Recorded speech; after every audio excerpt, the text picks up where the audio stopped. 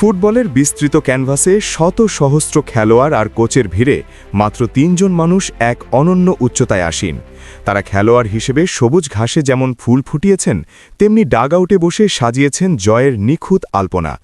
Coaching ও playing ক্যারিয়ারেই বিশ্বজয় করাদের নিয়ে থাকছে এই আয়োজন। Mario Zagallo. ব্রাজিলের ফুটবলে মারিও জাগালো এক অপরাজেয় নক্ষত্র। ১৯৫৮ সালে ও ১৯৬২ সালে মাঠের তুখোড় উইঙ্গার হিসেবে টানা দুবার শিরোপা জয়ের স্বাদ পান তিনি। কিন্তু তার শ্রেষ্ঠত্ব পূর্ণতা পায় ১৯৭০ সালে, যখন কোচের আসনে বসে ব্রাজিলের সোনালী প্রজন্মকে বিশ্বজয়ের মুকুট পরিয়ে দেন।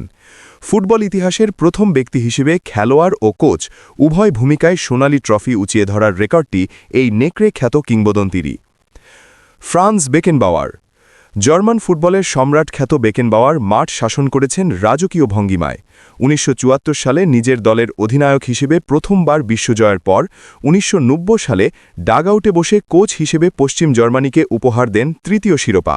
ইতিহাসের প্রথম ব্যক্তি হিসেবে অধিনায়ক এবং কোচ এই দুই গুরুত্বপূর্ণ দায়িত্বে থেকেই শ্রেষ্ঠত্বের স্বাদ পাওয়ার গৌরবময় নজির কেবল তারই। দিদিয়ের দেশম। ফরাসি ফুটবলের আধুনিক পুনর্জাগরণের নাম দিদিয়ের দেশম। ১৯৯৮ সালে নিজেদের মাটিতে যখন ফ্রান্স প্রথমবারের মতো বিশ্বসেরা হয়, তখন অধিনায়ক হিসেবে ট্রফি হাতে প্রথম উল্লাসটা ছিল তারই। দীর্ঘ ২ দশক পর ২০১৮ সালে রাশিয়ার মাটিতে কোচ দেশমের মস্তিষ্ক থেকেই বেরিয়ে আসে ফরাসিদের দ্বিতীয় শিরোপা।